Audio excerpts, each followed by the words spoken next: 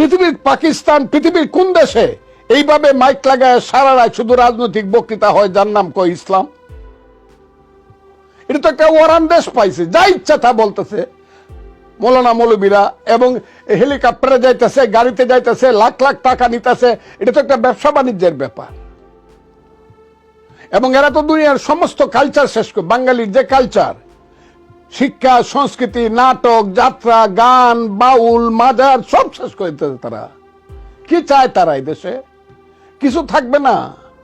সমস্ত বাগানে শত ফুল ফুটলে এটা বাগান, শুধু গোলাপ ফুটলে কি এটাকে বাগান কয়? গোলাপের চাষ করছে, কিন্তু 100 রকমের ফুল ফুটলে এটা বাগান।